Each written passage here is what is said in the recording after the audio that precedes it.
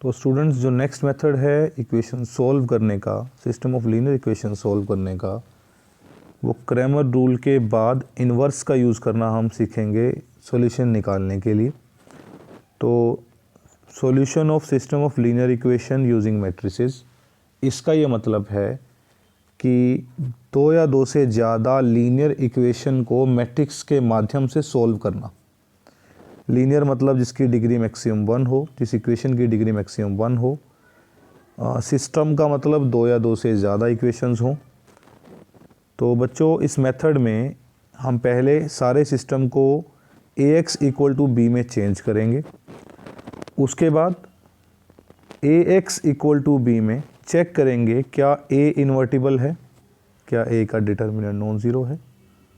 अगर A का determinant non zero है तो इस A को हम सामने इस फॉर्म में भेज देंगे, यानी हम दोनों तरफ A इन्वर्स मल्टीप्लाई करेंगे।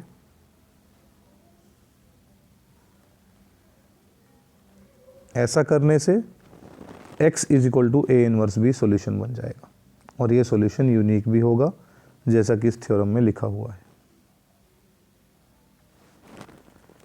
तो बच्चों एग्जाम्पल नंबर 1 में सबसे पहले इसको Ax इक्वल टू बी की फॉर्म में कैसे चेंज करना है। x और y के साथ जो कोफिशिएंट हैं वो रो में लिखने हैं। फर्स्ट रो बनेगी हमारी 1 2 2 5 हमारी दूसरी रो बनेगी और ये बन जाएगी हमारी A मैट्रिक्स।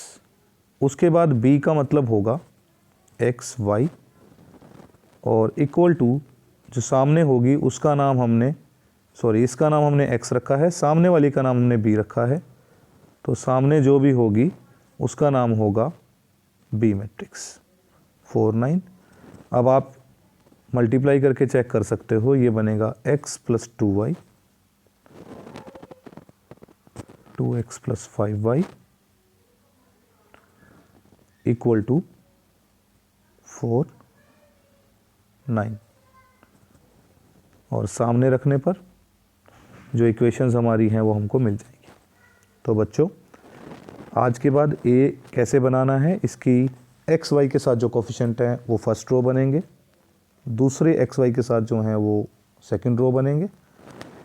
इनटू में आएगा x का मतलब X Y column, x first row में y सेकंड रो में, और सामने आएगा b 4 9 that is constant column. इसके बाद बच्चों हमने चेक करना है क्या A इन्वर्टिबल है। इन्वर्टिबल के लिए A का डिटर्मिनेंट वो कैसे चेक करते हैं हम। 5 इंटू 1 5, 2 इंटू 2 4, 5 माइनस 4 1। तो वाकई में ये नॉन ज़ीरो है, डिटर्मिनेंट नॉन ज़ीरो है तो A इन्वर्टिबल होगा। A इन्वर्टिबल होगा तो Ax इक्वल टू B का यूनिक सॉल्यूशन आएगा x is equal to A inverse B, because A inverse मिल जाएगा हमको, A का डिटर्मिनेंट नॉन ज़ीरो है। जिस मैट्रिक्स का डिटर्मिनेंट नॉन ज़ीरो होता है उसका इनवर्स मिल जाता है।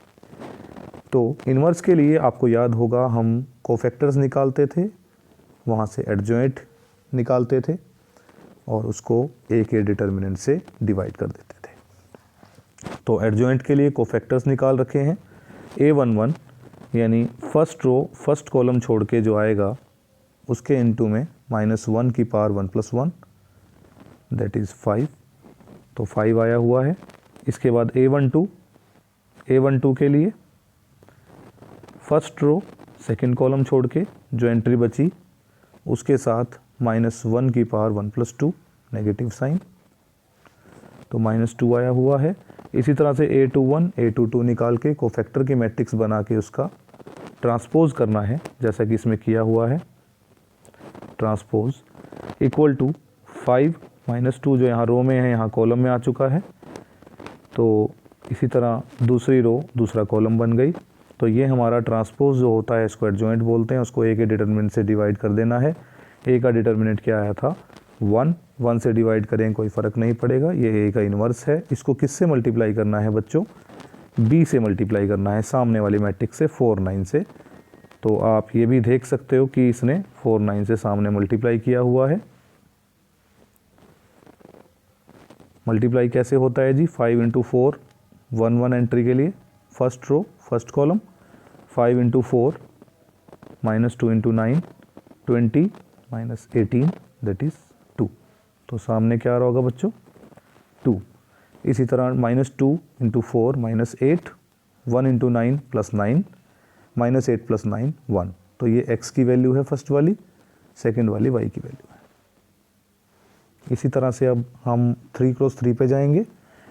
ए मैट्रिक्स दे रखी है, ए का इन्वर्स निकालना है और ए का इन्वर्स निकालने के बाद इस सिस्टम ऑफ इक्वेशन को सोल्व करना है। सबसे पहले इन्वर्स की बात हम तब कर सकते हैं जब ए का डिटर्मिनेंट नॉन ज़ीरो आए। हमने डिटर्मिनेंट निकाला, निकालने का मेथड हमको आता है। इसने एक्सपेंड किया है फर्स्ट रो से, यानी 1 × बाकी का डिटर्मिनेंट यानी -12 + 6, दैट इज़ -12 + 6 -6 होगा। इसी तरह -2, यहाँ माइनस का निशान आ जाता है, इंटू में 4 × -2 × -4 -8, 2 × 3 6 -8 -6 दैट इज़ -14, -14 × -2 +28। इसी तरह -3 के इंटू में 3 × 2 6 -6 -9 -15 प्लस दैट इज़ 45। तो ये डिटर्मिनेंट जब निकाला गया तो नॉन ज़ीरो आया। उसके बाद कोफैक्टर की बारी थी। कोफैक्टर के लिए हम क्या करते हैं, A11 के लिए फर्स्ट रो फर्स्ट कॉलम को छोड़ते हैं और -1 की पावर उसके साथ लगा देते हैं।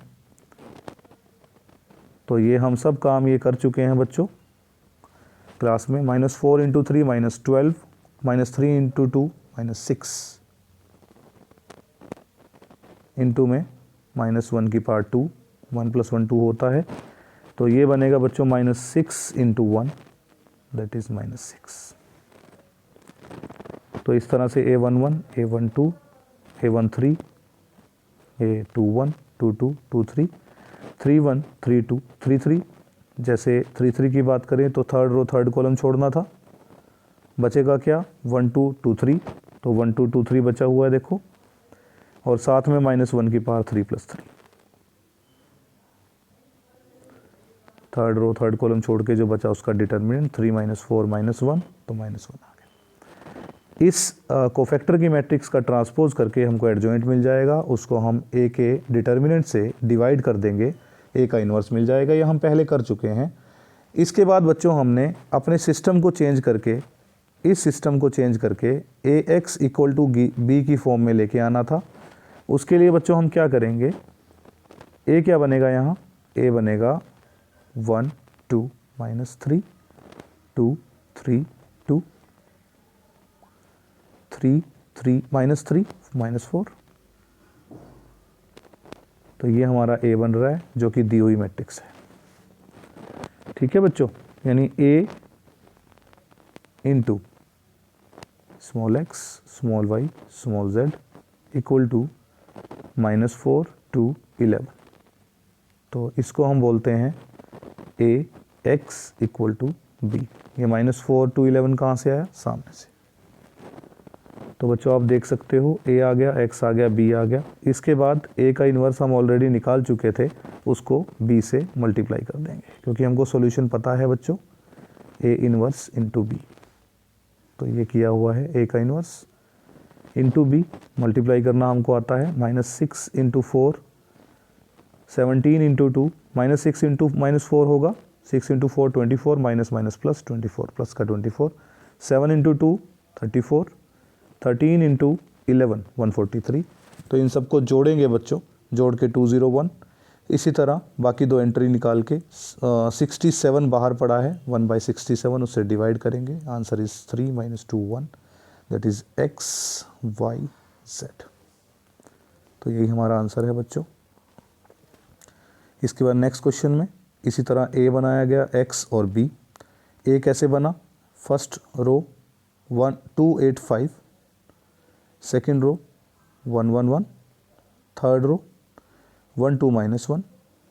उसके बाद A का डिटर्मिनेंट निकाला जाएगा, देखा जाएगा A इन्वर्टिबल है या नहीं। X और B का पता है, तो इन्वर्टिबल अगर है तो A का इन्वर्स निकालना हमको आता है यूजिंग एडजॉइंट। एडजॉइंट का यूज़ करके एडजॉइंट निकाला गया, उसके लिए कोफैक्टर्स निकाले गए। कोफैक्टर उसी तरह से पहला रो पहला कॉलम छोड़ के -1 की पावर 1 + 1 इंटू में पहला रो पहला कॉलम छोड़ के बाकी का डिटर्मिनेंट। तो ये कोफैक्टर की मैट्रिक्स आ जाएगी। कोफैक्टर की मैट्रिक्स का ट्रांसपोज कर देंगे, एडजॉइंट मिल जाएगा। एडजॉइंट मिलने के बाद उसको डिटर्मिनेंट ए से डिवाइड कर देंगे। डिवाइड करने के बाद ए का इन्वर्स मिल जाएगा, उसको बी से मल्टीप्लाई कर देंगे, जो पीछे हमने बी निकाला है उससे मल्टीप्लाई कर देंगे। मल्टीप्लाई करके हमको आंसर मिल जाएगा।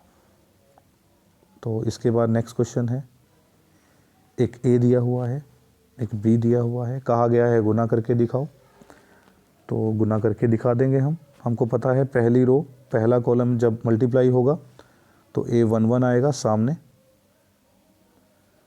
पहला रो दूसरे कॉलम से मल्टीप्लाई होगा तो A12 आएगा। इसी तरह पहला रो तीसरे कॉलम से मल्टीप्लाई होगा तो A13 आएगा। इस तरह से मल्टीप्लाई करके हमको पूरी मैट्रिक्स मिल जाएगी। और इंटरेस्टिंग बात क्या हुई कि मल्टीप्लाई करके जो आया वो आया 400 040 004, जिसमें से 4 कॉमन लेने पे आप लिख सकते हो 100 010 001, जो हमारी आइडेंटिटी होती है, दैट इज़ 4 इंटू आइडेंटिटी बन गया। ठीक है, तो यानी हम ए बी को जब गुना कर रहे हैं तो हमको 4 गुना आइडेंटिटी मिल रहा है। यानी इस 4 से अगर मैं गुना कर दूं, दोनों तरफ भाग कर दूं, तो मुझे क्या मिलेगा बच्चों, यहाँ से ए गुना बी आ रहा है 4 गुना आइडेंटिटी, 4 से भाग करने पर ये आ रहा है आइडेंटिटी, यानी ए गुना बी बाई 4 आ रहा है आइडेंटिटी। क्या मैं यहाँ से कह सकता हूँ कि ए के साथ जो भी गुना होकर देगा सामने आइडेंटिटी वो ए का इन्वर्स होगा, यानी बी बाई 4 वही काम कर रहा है जो ए के इन्वर्स को करना चाहिए। ए का इन्वर्स क्या करता है बच्चों, आइडेंटिटी देता है। यहाँ कौन आइडेंटिटी दे रहा है, बी बाई 4, तो ए का इन्वर्स कौन है, बी बाई 4। तो यही लिखा हुआ है, देखो इसमें बी बाई 4। बी क्या था स्टेटमेंट के अनुसार 3 1 -1 1 3 1 -1 1 3, इसको 4 से डिवाइड कर देते हैं। ये किया हुआ है, ये ए का इन्वर्स मिल चुका है हमको। जैसे ही ए का इन्वर्स मिलेगा उसके साथ सामने वाला वेक्टर मल्टीप्लाई होगा, यानी -1 4 -3। तो बच्चों यही किया हुआ है, देखो सामने वाला वेक्टर मल्टीप्लाई किया हुआ है, कॉलम मल्टीप्लाई किया हुआ है, 1/4 बाहर है, मल्टीप्लाई करने के बाद आया 4 8 -9 + 1 - 8 + 4 - 4, यानी ये आएगा 4 8 -4। इसको डिवाइड करेंगे 4 से तो ये आएगा 1 2 -1, जो हमारा आंसर होगा XYZ। तो इसके बाद आपने एक्सरसाइज 7.5 ट्राई करनी है स्टूडेंट्स। सेम इसी मेथड से होगी। नेक्स्ट एक्सरसाइज इससे अगली वीडियो में करेंगे।